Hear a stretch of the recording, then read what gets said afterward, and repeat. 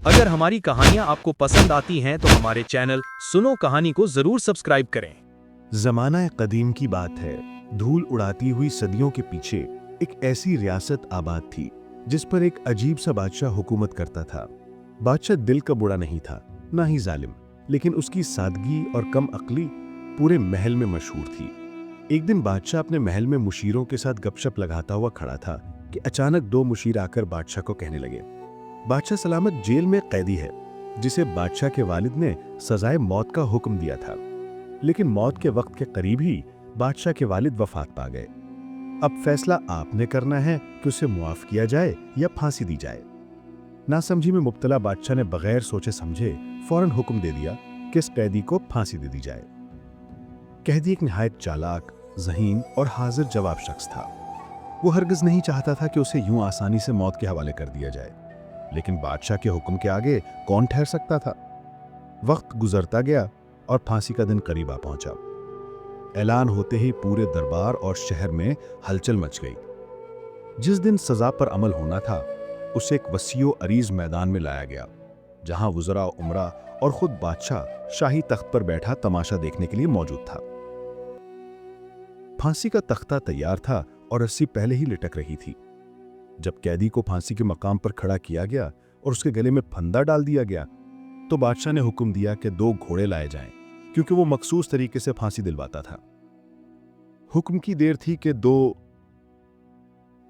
मजबूत घोड़े मैदान में पेश कर दिए गए। फिर बादशाह ने ऐलान किया कि कैदी की आखिरी ख्वाहिश पूछी जाए, क्योंकि दुनिया का यही रिवाज है कि मरने वाले से आखिरी ख्वाहिश जरूर दरियाफ्त की जाती है। सारा मैदान खामोश हो गया। सबकी नजरें इस होशियार मुजरिम पर जम गईं कि आखिर वो अपनी आखिरी सांसों से पहले क्या कहेगा। वुज़रा ने कैदी के करीब आकर नरमी से कहा, बादशाह तुम्हारी आखिरी ख्वाहिश जानना चाहता है। जो चाहो मांगो, हम उसे पूरा करने की कोशिश करेंगे। वो शख्स जो देखने में तो आम सा था मगर दिमाग और चालाकी में बहुतों से बढ़कर था, बड़े इत्मीनान से बोला, मेरी आखिरी ख्वाहिश और क्या हो सकती है, बस इतना कर दीजिए कि मुझे फांसी देने के लिए जो 2 घोड़े लाए गए हैं वो नस्ली होने चाहिए। ऐसा ना हो कि एक बदनस्ल घोड़े के जरिए मुझे मौत के घाट उतारा जाए। ये बात सुनकर वुज़रा हैरान रह गए। उन्होंने फौरन बादशाह को ये नोखी ख्वाहिश बताई। बादशाह जो पहले ही अक्ल व समझ में कमजोर था, फौरन गुस्से में आ गया और लिलकार कर हुक्म दिया, जाओ जहां से भी मिले मुझे अभी के अभी 2 नस्ली घोड़े लाकर दो। सिपाही और लोग हर तरफ दौड़ पड़े। गांव और स्तबल और दूर दराज इलाकों में तलाश शुरू हो गई, मगर शाम ढलते ढलते भी ऐसे घोड़े ना मिल सके। आखिरकार थक हार कर बादशाह ने ऐलान किया, फांसी कल तक मुलतवी की जाती है। कल सुबह तक हर हाल में 2 नस्ली घोड़े मुहैया किए जाएं। अगर कल तक घोड़े ना मिले तो तमाम वज़रा अपने ओहदों से हाथ धो बैठेंगे। ये ऐलान सुनते ही पूरे दरबार पर खामोशी छा गई और हर वजीर की जान हल्क में अटक गई। सब लोग मायूसी के साथ महल से चले गए, मगर बादशाह के मुशीरों ने हिम्मत न हारी। उन्होंने रातों रात दूसरे मुल्कों तक कासिद भेज दिए, उस तबल छान मारे और आखिरकार गहरी रात के अंधेरे में 2 घोड़े बादशाह के सामने ला खड़े किए। बादशाह ने घोड़े देकर खुशी से वजीरों को शाबाशी दी, क्योंकि उसके लिए ये अना का मसला बन चुका था। अगर उसका हुक्म पूरा ना होता तो ये बादशाह की कमजोरी समझा जाता, जो वो बर्दाश्त नहीं कर सकता था। इसी रात कैद खाने में दूसरा कैदी करीब आया और होशियार शख्स से सरगोशी में पूछने लगा, भाई आज तो एक दिन की मोहलत मिल गई, मगर कल क्या होगा? कैदी ने निहायत सुकून और ईमान भरे लहजे में जवाब दिया, जिस तरह आज बच गया हूं, अगर अल्लाह ने जिंदगी लिखी है तो कल भी बच जाऊंगा। उसके चेहरे पर खौफ नहीं था, बल्कि अजीब सी एतमाद भरी मुस्कुराहट थी, जैसे उसे यकीन हो कि कल कोई नया मोड़ आने वाला है। अगली सुबह फिर वही हंगामा बरपा हुआ। वुज़रा, मुशीर, उमरा और खुद बादशाह शाही शान से मैदान में आ गए। मुजरिम को दोबारा सामने लाया गया और 2 घोड़े भी लाकर पेश कर दिए गए। वुज़रा ने बुलंद आवाज में कहा, बादशाह के रहमो करम से तुम्हारी ख्वाहिश पूरी कर दी गई है। दोनों असली और खालिस नस्ल के घोड़े हाजिर हैं। अब फांसी के लिए तैयार हो जाओ। मगर वो शख्स जो बहुत चालाक और दाना था, अचानक चीख पड़ा, रुको, ये सरासर गलत है। ان دونوں میں سے صرف ایک گھوڑا نسلی ہے جبکہ دوسرا جنگلی ہے۔ اس کی بات سنتے ہی پورا میدان کھلبلا اٹھا تو بادشاہ غصے سے کھڑا ہو گیا اور مشیروں کے چہرے پر بھی حیرت کے آثار نظر آئے۔ بادشاہ نے خاص مشیر کو بلایا اور سخت لہجے میں پوچھا، بتاؤ یہ گھوڑے نسلی نہیں ہے کیا؟ مشیر نے ڈرتے ڈرتے جواب دیا، بادشاہ سلامت، دراصل ایک گھوڑا نسلی ہے لیکن دوسرا کہیں نہیں ملا، اس لیے ہم نے کسی زمیندار سے ایک جنگلی گھوڑا لے لیا۔ یہ سن کر بادشاہ نہ صرف غصے میں تھا بلکہ حیرت میں بھی پڑ گیا کہ کیسے اس کا حکم اور حقیقت میں اتنا فرق آ گیا۔ بادشاہ نے پھر قیدی کو اپنی طرف بلایا اور سوال کیا، بتاؤ تمہیں کیسے پتا چلا کہ کون سا گھوڑا نسلی ہے اور کون سا جنگلی؟ قیدی نے ہوشیاری اور ذہانت کے ساتھ جواب دیا، بادشاہ سلامت، اصل نسلی گھوڑا سیدھا کھڑا رہتا ہے اور اس کا دم اور سر مسلسل حرکت میں ہوتا ہے، جبکہ جنگلی گھوڑا چلانگے لگاتا اور بے قابو حرکتیں کرتا ہے۔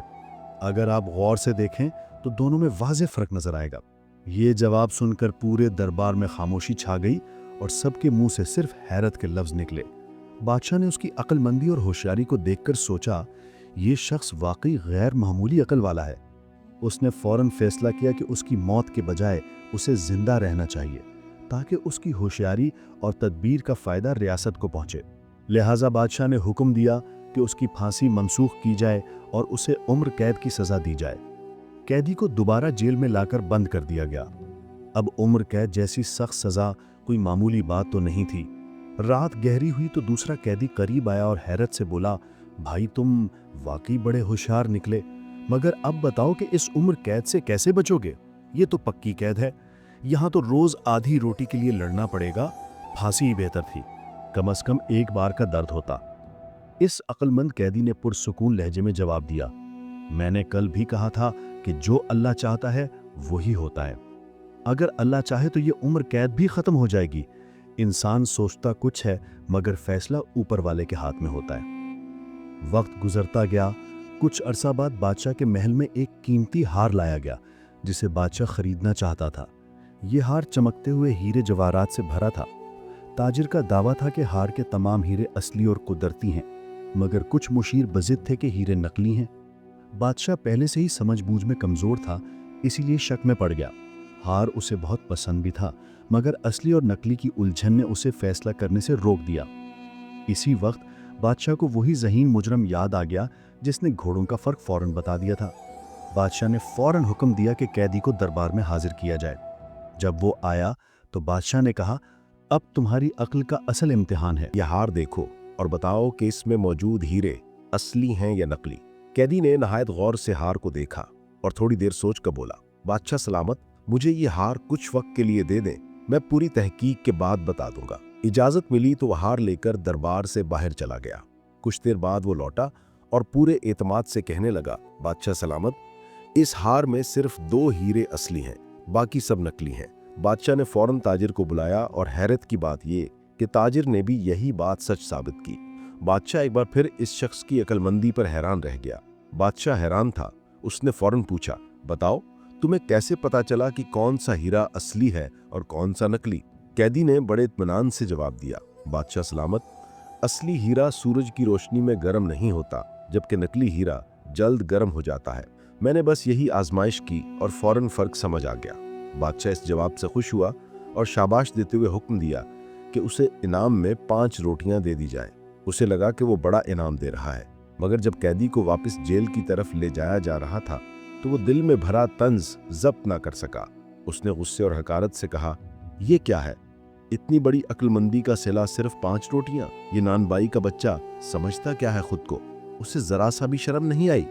یہ جملہ اس نے بہت سوچ سمجھ کر کہا تھا، مگر بات تھی انتہائی خطرناک، کیونکہ بادشاہ جیسے کم عقل مگر انا پرست حکمران کے سامنے یہ الفاظ سخت گستاخی کے مترادف تھے، اور ایسی بے عزتی بادشاہ کبھی برداشت نہیں کر سکتا تھا۔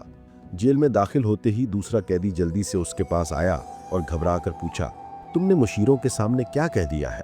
عقل مند قیدی نے سچ سچ بتایا تو دوسرا قیدی گھبرا کر بولا، بس اب تو تیرا کام ختم ہے، اب تو سیدھا پھانسی ہی ملے گی۔ مگر وہ عقل مند شخص مسکرا دیا اور بولا، عقل والے تو سب پر راج کرتے ہیں اور قسمت والے عقل والوں پر راج کر جاتے ہیں۔ اس کی آنکھوں میں عجیب سا یقین تھا، जैसे उसे पता हो कि इस कहानी में अभी एक बड़ा मोड़ बाकी है। मुशीरों ने घबराहट में फौरन बादशाह को इत्तला दी कि कैदी ने आपकी तौहीन की है और आपको नानबाई से तशबीहा दी है। ये सुनते ही बादशाह का चेहरा लाल हो गया और वो गुस्से से कांपने लगा। उसने गरज कर हुक्म दिया, फौरन उसे अभी इसी वक्त दरबार में लाया जाए। ऐसा बेशर्म इंसान मेरे सामने गुस्ताखी करे। कुछ ही देर में सिपाही कैदी को पकड़कर बादशाह के सामने ले आए। बादशाह ने तेज निगाहों से उसे घूरा और कहा, जाहिल इंसान, मैं तो तुम्हें माफ करता रहा मगर तुमने मेरी ही बेइज्जती कर दी।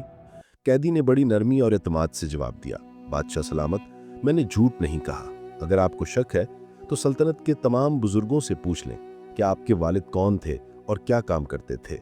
बादशाह लम्हों में संभल गया। वो सोचने लगा कि अगर मैं इसे फौरन फांसी दे दूं तो मुशीर और रियाया समझेंगे कि मैं सच से डर गया हूं। बादशाह की अना को यह बात मंजूर न थी। उसने फैसला किया कि पहले सल्तनत के तमाम बुजुर्गों को जमा करे और खुद हकीकत मालूम करें। हुक्म जारी हुआ और मुशीरों ने पूरे मुल्क से उम्र रसीदा और मुअज्जिज बुजुर्गों को दरबार में इकट्ठा कर लिया। जब सब सामने खड़े हो गए तो बादशाह ने बुलंद आवाज में सवाल किया, सच सच बताओ, मेरे वालिद कौन थे और वो क्या करते थे? पूरा दरबार खामोश हो गया। कोई भी जवाब देने की हिम्मत नहीं कर रहा था।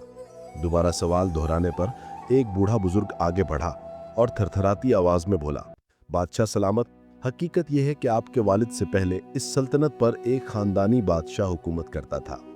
आपके वालिद उसके महल में नान पकार था जो मुशीरों के लिए रोटियां बनाया करता था। एक दिन बादशाह की इकलौती बेटी को कोई अगवा करके ले गया। बादशाह ने ऐलान किया कि जो उसकी बेटी को वापस लाएगा उसे बादशाहत दे दी जाएगी, क्योंकि उसका कोई और वारिस नहीं था। आपके वालिद जो गरीब मगर बहादुर इंसान थे, उन्होंने 2 हफ्तों में शहजादी को ढूंढ निकाला। वादे के मुताबिक बादशाह ने उन्हें तख्त दे दिया, मगर उन्होंने अपनी असल शनाख्त छुपा ली ताकि आने वाली नस्लें उन्हें खानदानी बादशाह समझें। बादशाह ने जब अपने बाप की असल हकीकत बुजुर्गों की जुबानी सुनी तो उसके जहन में एक ही सवाल घूमने लगा, ये सारी बातें तो ठीक हैं, लेकिन इस कैदी को कैसे मालूम हुआ कि मेरा बाप नानबाई था? उसने फौरन कैदी को दोबारा दरबार में बुलाया। बादशाह ने हैरत और गुस्से के मिले जुले लहजे में पूछा, तुम्हारी हर बात और हर पेशगोई सच साबित होती है, लेकिन ये बताओ कि तुम्हें कैसे पता चला कि मैं नानबाई के घर पैदा हुआ हूं? कैदी ने मुदबाना अंदाज में जवाब दिया, बादशाह सलामत, अगर आप खानदानी और नस्ली बादशाह होते तो आपके दिल में इखलास होता, और अगर इखलास होता तो आप मेरी अकल, मेरी अमानतदारी और मेरी काबिलियत को समझकर मुझे कोई बड़ा ओहदा देते। मगर आपने मुझे सिर्फ 5 रोटियां इनाम में दी। रोटी क्यों? क्योंकि जिसके बाप का पेशा नानबाई होना हो, उसके नज़दीक सबसे कीमती चीज़ भी रोटी ही होती है। उसी इनाम से मैंने समझ लिया कि आप नानबाई के बेटे हैं। ये बात सुनते ही बादशाह के जैसे होश उड़ गए। खुद को संभालते हुए उसने पूछा, अगर मैं तुम्हारी कैद मुआफ कर दूं तो क्या तुम खुश होगे? कैदी ने धीमी मुस्कुराहट के साथ जवाब दिया, जरूर, लेकिन पहले ये जान लें कि मैं आखिर किस जुर्म में बंद हूं। आपने कभी ये पूछने की जहमत ही नहीं की कि मैं क्यों कैद हूं? बादशाह ने फौरन हुक्म के लहजे में पूछा। अच्छा ठीक है, बताओ तुम्हारा जुर्म क्या है? कैदी ने गहरी संजीदगी से कहा, बादशाह सलामत, पहले तमाम मुशीरों को बाहर भेज दें वरना आपकी बेइज्जती हो जाएगी। बादशाह ने झंझलाकर कहा, जल्दी बोलो, मैं उन्हें क्यों बाहर भेजूं? बादशाह के तेवर देखकर कैदी ने सच बयान ही कर दिया। कैदी ने दर्द भरी आवाज में कहा, मैं कोई मुजरिम नहीं हूं, मैं उस खानदानी बादशाह की बेटी का बेटा हूं जिसके तख्त पर आज आप बैठे हैं। मेरा नाना वो शख्स था जिसने आपके बाप को बादशाहत सौंपी। वो अपने वादे का सच्चा था, लेकिन उसके दुनिया से जाते ही आपके बाप ने खौफ के मारे मेरी माँ, मेरे बाप और मुझे कैद करवा दिया, सिर्फ इस डर से कि कहीं कल को हम विरासत का हक ना मांग लें। बस इसी खौफ की सजा हम आज तक भुगत रहे हैं। कैदी ने आगर बताया, बादशाह सलामत, कैद खाने में ही मेरे माँ बाप दोनों दम तोड़ गए। आपके बाप ने मुझे भी फांसी का हुक्म इसलिए दिया कि मेरी नस्ल हमेशा के लिए खत्म हो जाए और उसकी राह साफ हो जाए। हुक्म तो जारी हुआ, मगर जो अल्लाह चाहे वही होता है। वो खुद उससे पहले दुनिया से रुखसत हो गया। फिर आप तख्त पर आए और बगैर मेरे जुर्म पूछे वही फैसला आगे बढ़ा गया। ये सुनकर बादशाह की आंखें नम हो गईं। उसने कैदी को गले लगाकर कहा, मैं तुम्हारी बेगुनाही पर शर्मिंदा हूं। आओ, आज से बादशाहत तुम्हारी है, ये तख्त संभालो। और यूं एक कैदी तख्त शाही तक पहुंच गया। बुजुर्गों ने सच ही कहा है कि जब अल्लाह चाहे तो फकीर को बादशाह बनाने में देर नहीं लगती, और बादशाह को फकीर करने में भी एक लम्हा नहीं जाता। तो दोस्तों, ये कहानी थी अल्लाह की रज़ा, नसीब के फैसलों और एक अक्लमंद इंसान की बसीरत की। आज भी अगर हम अपने मुआशरे को देखें तो हर शख्स खुद को अक्लमंद समझता है, कोई इख्तियार छोड़ना नहीं चाहता और हर कोई ताकत, ओहदे और लालच के पीछे भाग रहा है। लेकिन हकीकत यह है कि अगर कोई शख्स किसी मनसब के लायक नहीं होता तो उसके लिए बेहतर यही है कि वो खुद पीछे हट जाए, वरना वो ना सिर्फ खुद डूब जाता है बल्कि अपने घर, अपने लोगों और अपने मुल्क को भी नुकसान पहुंचाता है। ऐसे लोग कभी खुश नहीं रहते, क्योंकि जितना बड़ा ओहदा हो और जितनी कम अकल हो, इतना ही बोझ इंसान को अंदर से तोड़ देता है। इसलिए बेहतर है कि इंसान अपनी अकल, अपने इल्म और अपनी काबिलियत के मुताबिक ही जिम्मेदारी कबूल करे। यही असल दानाई की इलामत है। और दूसरी बात यह कि जब अल्लाह कुछ करना चाहे तो वो जानता है कौन कहाँ बैठने के लायक है। अगर आप तख्त के काबिल हैं तो कैद खाना भी आपको नहीं रोक सकता, और अगर आप लायक नहीं तो तख्त भी आपको इज्जत नहीं दे सकता। दोनों अल्लाह की तरफ से मिलते हैं। जो इंसान जुल्म व जबर के जरिए मनसब हासिल करता है, वही मनसब आखिरकार इसके गले का फंदा बन जाता है। लिहाजा अल्लाह के फैसलों पर सब्र करना और अपने आप को पहचान कर चलना ही असल कामयाबी का रास्ता है। मुझे उम्मीद है कि आपने इस कहानी से बहुत कुछ सीखा होगा। मज़ीद ऐसी सबक आमोज़ कहानियों के लिए हमारे चैनल पर मौजूद हर वीडियो ज़रूर देखें। चैनल को सब्सक्राइब करें, घंटी का बटन दबाएं, कमेंट्स में अपने मुल्क और शहर का नाम लाजमी लिखें। हो सके तो वीडियो को लाइक और शेयर लाजमी करें। आपके ताउन का बहुत बहुत शुक्रिया।